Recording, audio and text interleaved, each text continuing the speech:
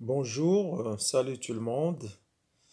Aujourd'hui, donc, on va travailler sur la séquence numéro 6, qui nous présente le dernier facteur de la variabilité génétique des populations, à savoir la migration. Donc, dans les séquences précédentes, on a déjà vu donc les mutations, la sélection naturelle et la dérive génétique. Donc, à présent, on va traiter la migration comme l'un des facteurs de la variabilité génétique des populations. Eh bien, juste un petit rappel, donc on a déjà vu que une population est un ensemble d'individus qui appartiennent à la même espèce et qui occupent donc un territoire donné, délimité par des barrières géographiques et par des barrières écologiques. Donc, la différence entre l'espèce et la population, une espèce, donc, c'est un ensemble d'individus qui potentiellement sont capables de se reproduire entre eux, mais une population, c'est non seulement un ensemble d'individus qui sont capables qui sont potentiellement capables de se reproduire entre eux, mais dans une population, les individus se reproduisent effectivement entre eux puisqu'ils occupent le même territoire. Eh bien, donc, on avait défini la population comme étant donc un ensemble d'individus qui occupent donc un territoire délimité par des barrières. Et ces barrières sont généralement donc de nature géographique et écologique. Mais donc pour la migration, donc on peut imaginer que ces barrières sont plus ou moins donc souples et ils permettent donc un déplacement des individus d'une population vers une autre population et c'est ce qu'on appelle donc la migration. Mais il faut préciser donc le sens de la migration en termes de génétique des populations, qui est différent donc du sens de la migration dans d'autres contextes. Euh, la migration, c'est un processus, donc en termes de génétique des populations, c'est un processus qui est relativement lent et qui nécessite donc une durée assez importante qui concerne la succession de plusieurs générations. Si en quelque sorte donc la migration ce n'est pas un déplacement donc qui se fait de façon délibérée d'un point A vers un point B à un instant donné, mais c'est un déplacement progressif tout au long de plusieurs générations et la population donc les individus subissent donc la pression des facteurs du milieu qui font que donc ce déplacement se fait d'une façon progressive, donc à travers un certain nombre de générations. Et la migration en génétique de population n'a pas de sens que si par exemple nous avons des individus qui appartiennent à la population A se déplacent pour donc regagner la population B, cette migration n'a pas de sens que s'il y a une reproduction entre, soi-disant, les individus migrants et les individus, par exemple, autochtones au niveau de la population B. C'est-à-dire que on doit avoir une reproduction, c'est-à-dire que les individus qui se déplacent doivent être fertiles, et c'est cette reproduction entre les migrants et les autochtones à travers plusieurs générations qui va donc avoir un effet sur la structure génétique de la population, que ce soit la population origine des individus migrants ou bien la population donc qui a reçu ces individus migrants. Donc, en génétique des populations, la migration n'a pas de sens si donc il n'y a pas une reproduction à travers plusieurs générations, donc histoire de provoquer des modifications au niveau de la structure génétique des populations. Il faut donc séparer, donc distinguer le sens de la migration en génétique de la population et le sens de la migration dans d'autres domaines. Voyons par exemple, on dit donc qu'il y a il y a des oiseaux migrateurs. Il y a des oiseaux, par exemple, qui passent une partie, soi-disant, de l'année, une partie en Europe. Par exemple, ils passent l'été en Europe et puis ils reviennent passer l'hiver en Afrique, par exemple. Donc, ce va-et-vient qui se fait donc durant l'année, ce n'est pas une migration dans le sens de la génétique de population parce que tout ce territoire-là donc constitue le biotope de l'animal, le biotope de l'oiseau en question. Donc l'oiseau n'est pas en train de migrer, euh, comme on peut l'entendre dans le sens de la génétique des populations, mais tout simplement il est en train de se déplacer dans son propre biotope. Donc ce n'est pas, on dit oiseau migrateur, mais ce n'est pas une migration en termes de génétique des populations. La même chose par exemple que euh, pour certains poissons, comme certains saumons par exemple, qui passent une bonne partie de leur vie dans l'océan, et puis au moment de la reproduction, ils se déplacent et remontent par exemple une rivière pour aller s'accoupler et pondre les œufs au niveau d'une rivière, donc au sein d'un domaine continental. Donc ce déplacement, donc, ce va-et-vient, donc les adultes qui vont se reproduire et les individus de la nouvelle, les adultes qui se déplacent de l'océan vers la rivière pour se reproduire, et puis les nouveaux-nés, soi-disant, qui se déplacent de la rivière pour rejoindre l'océan. Alors, tout ce déplacement-là, c'est un déplacement qui se fait donc tout au long d'un cycle de développement, donc, et c'est un déplacement au sein du biotope, donc, c'est-à-dire l'océan et la rivière, ce sont deux parties du même biotope par rapport à l'espèce en question. Donc, ce n'est pas une migration au sens de la génétique des populations. Donc, pour la génétique des populations, c'est un processus qui se fait au fil des générations et qui se fait sous la pression des facteurs du milieu, donc ce qui pousse donc les êtres vivants à changer progressivement à travers plusieurs générations, à changer leur milieu de vie. Donc c'est ça la migration en ce qui concerne donc la génétique des populations. Bien, donc voilà, on va passer donc, on va commencer donc notre séquence après cette, soi-disant, cette petite introduction. Séquence 6, la migration. En plus des mutations, de la dérive génétique et de la sélection naturelle, la migration intervient dans la variabilité génétique des populations. Questionnement, quel est l'effet de la migration sur les poules géniques et sur le devenir des populations d'une façon générale? Donc, pour le premier document, donc, on va étudier un exemple relativement simple. C'est une migration d'une population humaine. Donc, document 1, exemple d'une migration unidirectionnelle. Donc, une migration qui se fait dans une seule direction. Bien. Donc, dans cet exemple, on va partir d'un contexte bien précis. Eh bien, il y a 300 ans, c'est-à-dire l'équivalent de 10 générations, il y avait une migration des Noirs de l'Afrique vers l'Amérique du Nord. Donc, des individus, une partie de la population des individus noirs de l'Afrique, donc, a migré vers, dans un contexte bien déterminé, a migré vers l'Amérique du Nord. Donc, cette migration, donc, qui a eu lieu donc, il y a 300 ans, donc il y a maintenant 10 générations.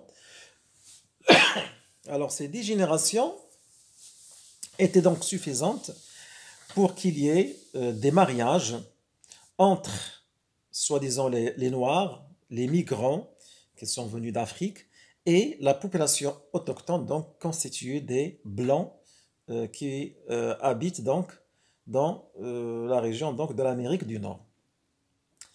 Eh bien, des chercheurs, ils ont étudié donc l'impact de cette migration sur la structure génétique de la population à partir d'un certain nombre d'exemples, à partir de l'étude des fréquences d'un certain nombre d'allèles qui concernent les deux caractères héréditaires, d'une part le facteur rhésus et d'autre part les groupes sanguins du système ABO, bien sûr. Donc, on a choisi des exemples relativement simples. Alors, qu'est-ce qu'on va donc trouver ici? En 1953, Lee et Glass ont étudié les fréquences des allèles du gène Rhesus, R0, R1, R2, petit r, etc., et des allèles des groupes sanguins ABO. Et l'étude concerne les Américains noirs et blancs. Donc, dans cette étude, on a donc adopté un certain nombre de conventions. Alors, tout d'abord, on a dit que c'est une migration unidirectionnelle, c'est-à-dire qui s'est réalisée de l'Afrique vers l'Amérique du Nord et non pas dans le sens inverse. Donc, il n'y a pas de migration dans le sens inverse. Donc, c'est une migration unidirectionnelle. Ça d'une part. D'autre part, on a adopté un certain nombre de conventions.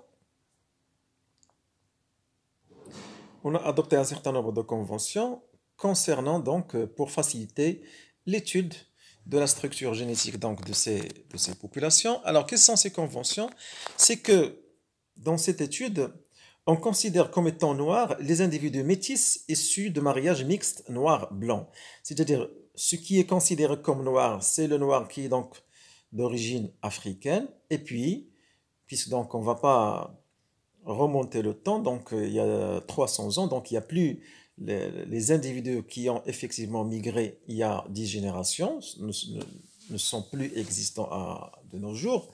Donc ce qui existe, ce sont leurs descendants. Donc on considère que les Noirs qui sont issus de mariages mixtes, c'est-à-dire d'un métissage, ils sont considérés comme étant noirs. Et le blanc, donc c'est le blanc qui constitue donc la population autochtone de l'Amérique du Nord. Alors, cette étude, donc, on a dit, porte sur les allèles, les fréquences des allèles du gène Rhesus et du gène qui détermine les groupes sanguins du système ABO. Alors, qu'est-ce qu'on a fait dans notre étude?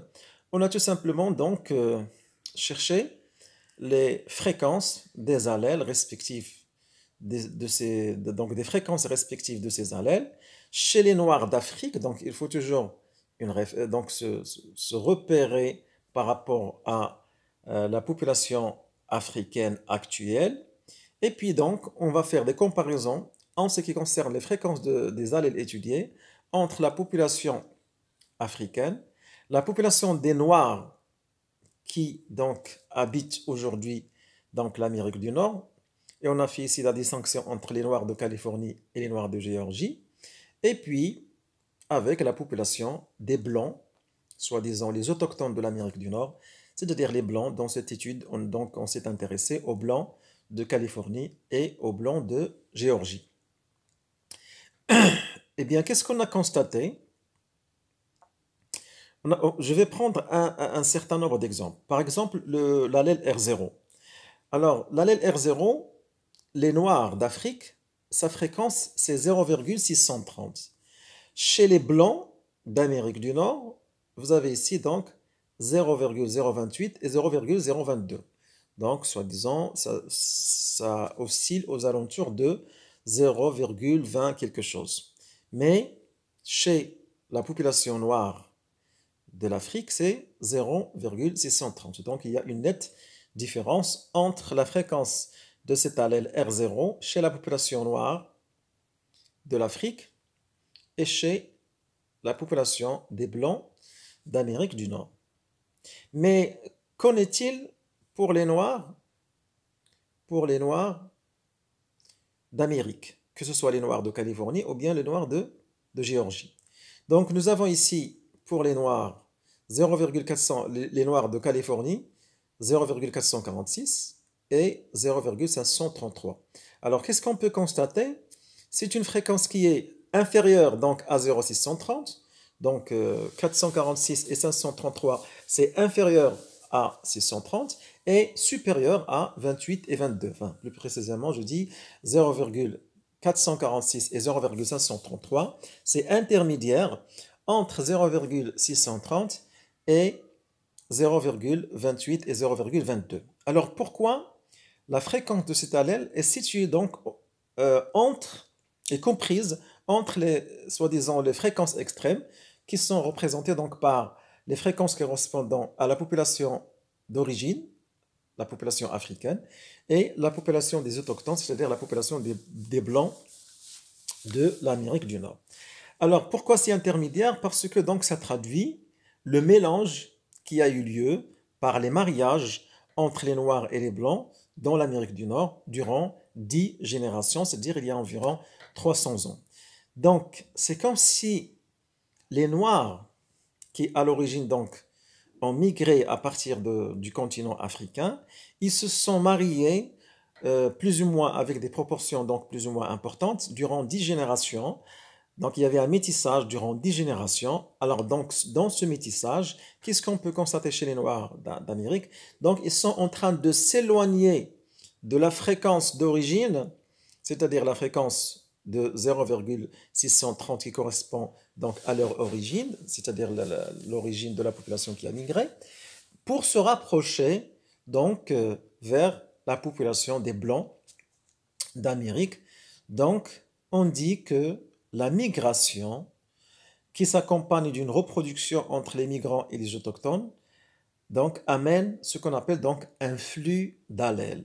Donc ce qui est important en génétique des populations, ce n'est pas donc un simple déplacement physique des individus, mais il y a donc un flux d'allèles. Donc c'est comme si vous avez donc un flux, un certain nombre d'allèles donc qui vont envahir la population donc des Noirs, la population des Noirs américains, vu qu'ils sont donc il y avait donc un mariage, des métissages entre les Noirs et les Blancs au niveau de l'Amérique du Nord. Donc, ce changement des fréquences alléliques, donc, il est dû à ce qu'on appelle donc un flux des allèles, c'est-à-dire que les Noirs, ils ont amené des flux des allèles vers l'Amérique du Nord. Donc, la migration s'accompagne donc de ce qu'on appelle un flux allélique, c'est-à-dire que la population origine des individus migrants va donc provoquer donc une influence au niveau de la population autochtone, la population donc qui a reçu les individus migrants et qui va provoquer donc une variation des fréquences alléliques. Donc, et c'est ce qu'on appelle donc un flux d'allèles d'une population A vers une population B. Alors, on peut faire la même analyse au niveau des groupes sanguins. Et on va voir, par exemple, pour la fréquence de l'allèle du groupe sanguin A.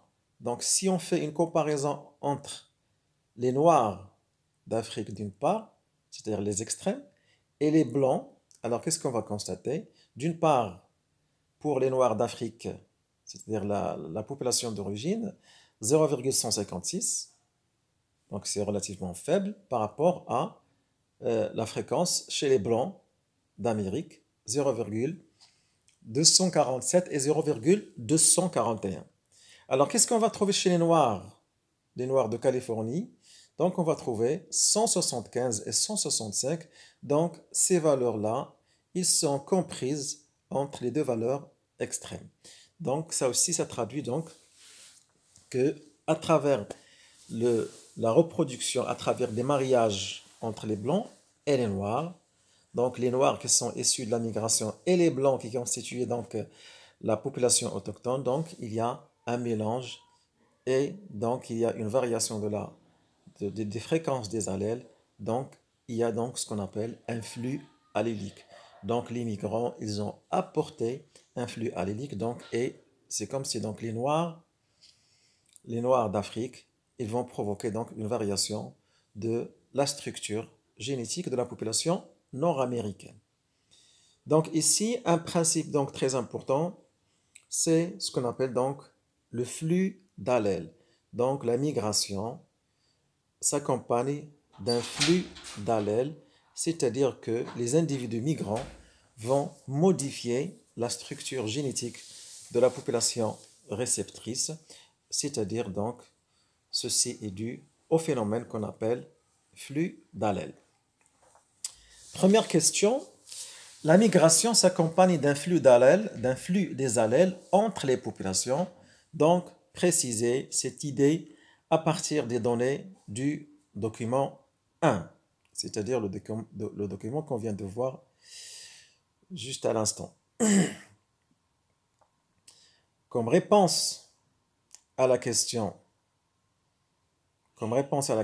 1, donc on va dire, le document 1 traite l'exemple de la migration des Noirs africains vers l'Amérique. Pour l'allèle R0 par exemple, sa fréquence chez les Noirs d'Amérique 0,446 et 0,537 est inférieure à la fréquence originelle chez les Noirs d'Amérique, c'est-à-dire il est inférieur à 0,630, et elle est supérieure à celle des Blancs d'Amérique, c'est-à-dire 0,025 et 0,022. 0,025 et 0,022. La structure génétique des Noirs d'Amérique a tendance donc à s'éloigner de celle des Noirs d'Afrique pour se rapprocher de celle des Blancs d'Amérique. Ou bien, on peut dire que la population des Blancs d'Amérique, donc, elle a tendance à être influencée par les allèles qui sont donc venus avec les individus migrants. Autre exemple, pour l'allèle A, c'est-à-dire l'allèle du groupe sanguin système ABO, c'est un autre exemple, la fréquence correspondant aux Noirs d'Amérique, c'est-à-dire 0,175 et 0,165, s'éloigne de celle des Noirs d'Afrique, donc elle s'éloigne de 0,156, donc dans ce cas-là, il y a une tendance à l'augmentation de la fréquence, donc de 0,156 à 0,175 et 165. Donc, la fréquence correspondant aux Noirs d'Amérique, 0,175 et 0,165 s'éloignent de celle des Noirs d'Afrique, qui est 0,156, pour se rapprocher de celle des Blancs d'Amérique, qui est de 0,247 et 241. Donc, on va dire que 0,175 et 0,165 sont des valeurs qui sont comprises entre 0,156 et 0,247 et 0,241. Alors, comment peut-on interpréter cela? Donc, pour préciser donc le principe des flux des allèles, alors on va dire interprétation, la population des Noirs d'Amérique a été influencée par la population des Blancs d'Amérique suite aux mariages qui ont eu lieu durant 10 générations entre les deux populations, c'est-à-dire il y avait un métissage. On parle donc d'un flux d'allèles. En génétique des populations, le flux génétique, aussi nommé flux d'allèles ou migration d'allèles, est l'échange d'allèles entre différentes populations apparentées en raison de la migration d'individus fertiles. Donc, la migration, donc je le répète, j'insiste là-dessus, la migration, ce n'est pas un simple déplacement physique des individus, mais c'est un déplacement d'individus fertiles qui vont se reproduire à travers un certain nombre de générations, et donc ça va aboutir à une variation de la structure génétique de la population. Remarque,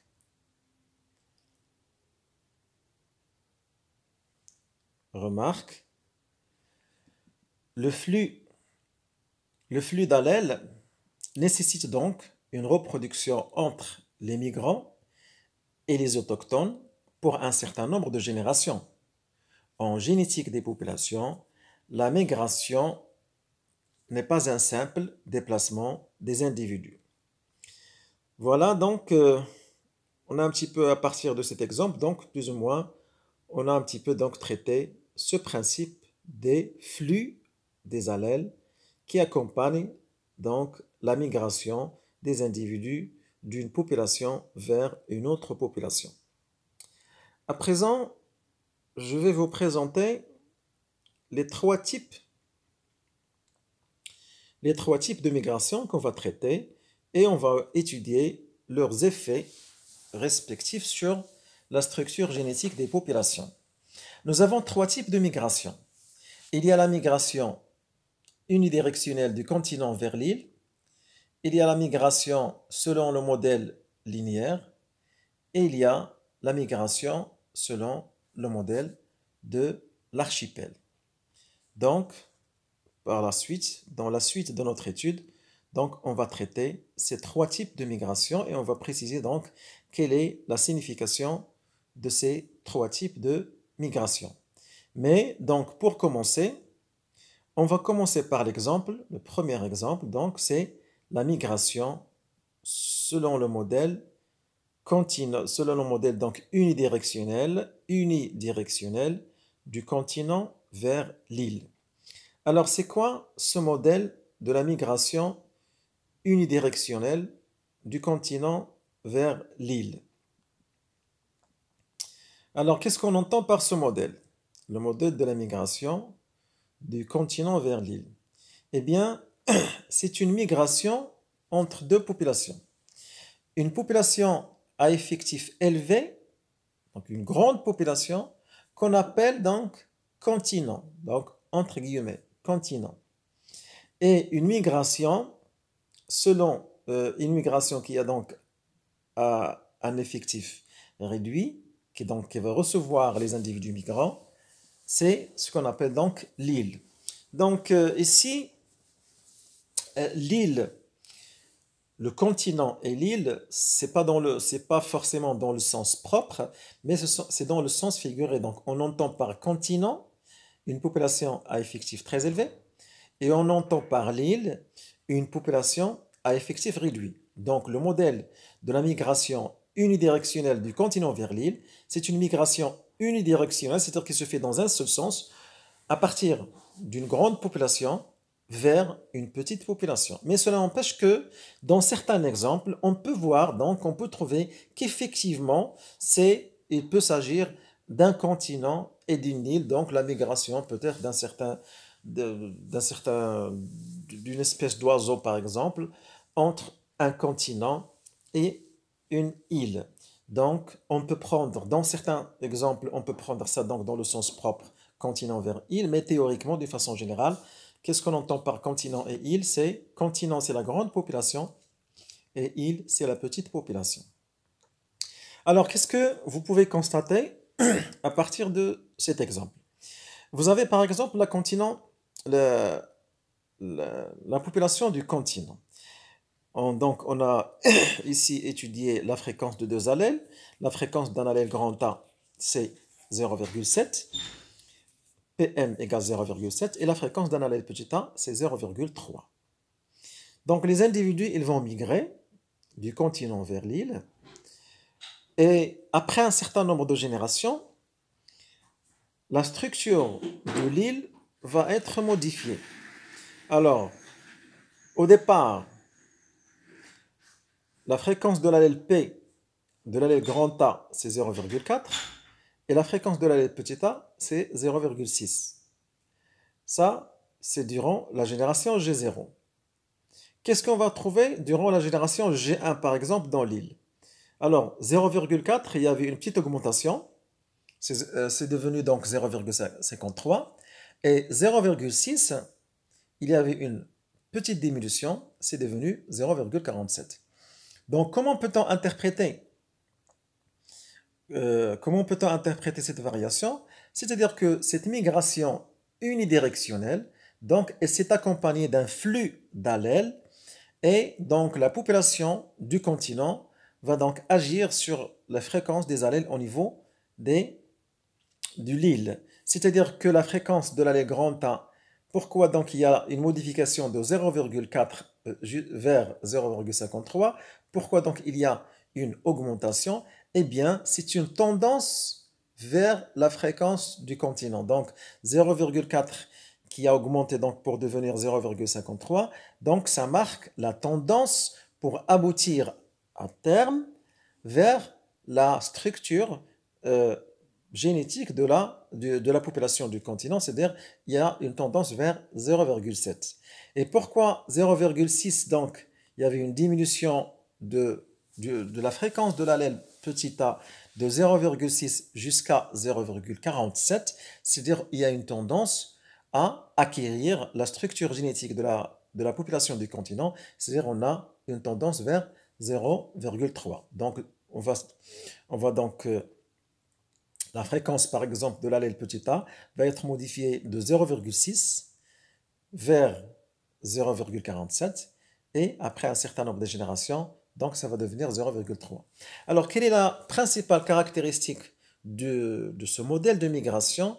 C'est que, d'une part, la population du continent, donc, pour la population du continent, il n'y aura aucun changement, dans la structure génétique. Pourquoi? Pour deux raisons. D'une part, parce que c'est une population qui envoie les migrants et qui ne reçoit rien. Donc ça d'une part. D'autre part, parce que la population du continent, elle a un effectif très élevé. Et lorsqu'on a un effectif très élevé, c'est-à-dire qu'on se rapproche des conditions de l'équilibre de Hardy-Weinberg, parce que parmi les principales conditions de l'équilibre selon la loi de Hardy-Weinberg, c'est l'effectif qui est très élevé. Donc, une population qui a un effectif très élevé, donc c'est une population qui est stable sur le plan génétique. Donc, dans ce modèle de la migration unidirectionnelle, c'est-à-dire qui se fait dans un seul sens du continent vers l'île, la population du continent va conserver son patrimoine génétique, sa structure génétique, mais c'est la population de l'île qui va être donc influencée, qui va recevoir un flux massif des allèles et qui va donc, il va finir par acquérir la même structure génétique de la population. Donc c'est la population du continent qui va influencer la population de l'île et non pas la population de l'île qui va influencer la population du continent. Donc si au départ, par exemple, pour l'île, nous avons des fréquences respectives des deux allèles grand A et petit a 0,4 et 0,6, eh bien, après un certain nombre de générations, dans l'île, on va retrouver les mêmes fréquences alléliques du continent, c'est-à-dire pour grand A et petit a respectivement 0,7 et 0,3. Donc c'est ça le modèle, le premier type, le premier cas de migration, c'est la migration unidirectionnelle d'une population à effectif élevé vers une population à effectif réduit. Donc, qu'est-ce qu'on va lire dans ce document? On va voir donc ce qui suit. Dans ce modèle, on suppose qu'une population à faible effectif, l'île, reçoit chaque génération un nombre de migrants issus d'une population à effectif élevé, qu'on appelle, entre guillemets, continent. C'est une migration en sens unique, et suite à cette migration unidirectionnelle, la population du continent conserve sa structure génétique, c'est-à-dire la nature et la fréquence des allèles, tandis que la population de l'île acquiert progressivement la même structure génétique de la population du continent. Eh bien, donc la question, on nous demande interpréter les résultats de la migration selon le modèle continent vers l'île. Et tout simplement, on va répondre à la question 2. Donc, et on va retrouver donc les éléments dont qu'on vient de discuter. Donc, on va retrouver les éléments suivants. Donc, comme réponse à cette question 2, dans le modèle de la migration unidirectionnelle continent vers île, la population à effectif réduit, c'est-à-dire l'île, reçoit des migrants venus de la population à effectif élevé, continent, et vu que la population du continent a un effectif élevé, sa structure génétique demeure stable au fil des générations, car elle répond aux conditions de Hardy-Weinberg. On entend par structure génétique la nature des allèles, leurs fréquences ainsi que les fréquences des génotypes. La population de l'île est fortement influencée par les flux des allèles issus du continent. Elle finit, après un certain nombre de générations, par acquérir la structure génétique de la population du continent, c'est-à-dire les mêmes fréquences des allèles, les mêmes fréquences les mêmes allèles en tant que nature des allèles et puis les mêmes fréquences. C'est-à-dire donc, tout simplement, après un certain nombre de générations, la population de l'île va devenir comme une partie intégrante de la population du continent. Et voilà, donc, dans les séquences à venir, on va traiter les deux autres modèles de la migration, à savoir la migration selon le modèle linéaire et la migration selon le modèle de l'archipel. Merci beaucoup et portez-vous bien.